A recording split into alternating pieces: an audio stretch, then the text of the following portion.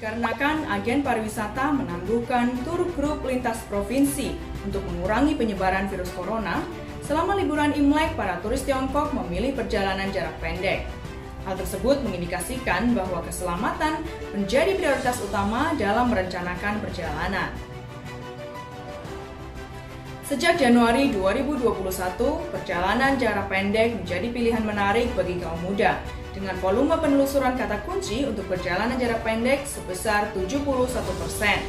Saat liburan semakin dekat, terjadi peningkatan 25% dalam pencarian kata kunci tur mandiri, dengan tujuan paling populer yaitu Provinsi Guangdong dan Hainan untuk Tiongkok bagian selatan, Provinsi Zhejiang untuk Tiongkok Timur, serta Provinsi Yunnan dan Guizhou untuk Tiongkok Barat Daya. Mayoritas turis memilih waktu off-peak untuk bepergian selama liburan, dengan rencana perjalanan mulai pertengahan Januari hingga akhir bulan Februari. Presiden Tiongkok Xi Jinping dalam pidatonya di pertemuan Virtual World Economic Forum Senin 25 Januari lalu mengingatkan pentingnya koordinasi kebijakan ekonomi makro dan peningkatan peran G20 dalam tata kelola ekonomi global. Xi menyampaikan pesan tersebut karena menilai pemulihan ekonomi dari pandemi virus COVID-19 sedikit lengah. Dalam konferensi yang digelar di Davos, Xi mengatakan bahwa prospek ekonomi global tetap tidak pasti dan keadaan darurat kesehatan masyarakat mungkin bisa saja terulang kembali di masa depan. Pada pertemuan tersebut, Xi kembali merekomendasikan multilateralisme sebagai jawaban dari tantangan yang dihadapi dunia saat ini. Ia menambahkan, negara-negara harus membangun ekonomi dunia secara terbuka, membuang diskriminasi dan eksklusivitas, aturan dan sistem, serta menghilangkan hambatan perdagangan, investasi, dan pertukaran teknologi. Tak hanya itu, Xi juga menegaskan tentang pentingnya peningkatan kekuatan G20 sebagai forum utama untuk tata kelola ekonomi global dan peningkatan partisipasi semua negara dalam koordinasi kebijakan ekonomi makro yang lebih erat. Pertemuan tersebut menjadi pertemuan pertama kalinya sejak pidato pembelaannya terkait perdagangan bebas dan globalisasi di tahun 2017. Kejaksaan Tiongkok telah menuntut lebih dari 50.000 kasus kejahatan dunia maya yang melibatkan lebih dari 140.000 orang sejak tahun 2019. Kejaksaan menyatakan pihaknya akan meningkatkan hukuman bagi kejahatan-kejahatan jenis ini. Menurut Kejaksaan Agung Tiongkok, jumlah kasus kejahatan dunia maya yang ditangani oleh Badan Kejaksaan telah meningkat dalam beberapa tahun terakhir.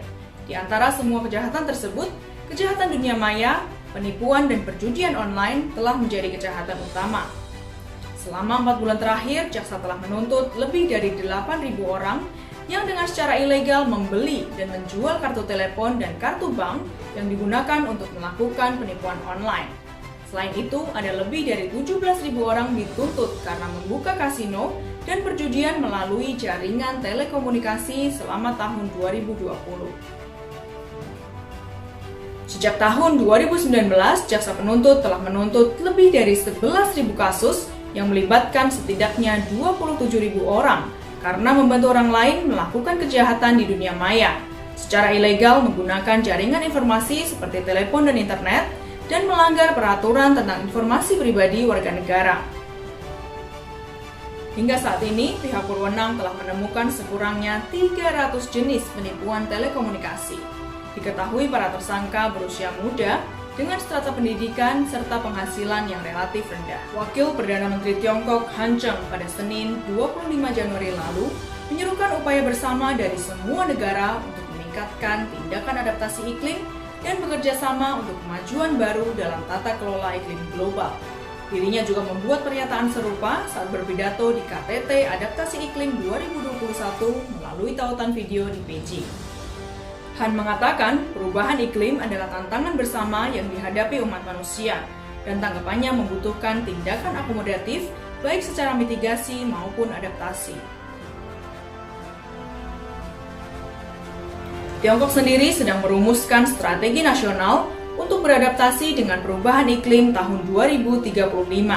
Strategi ini bertujuan membuat Tiongkok lebih tahan terhadap resiko iklim.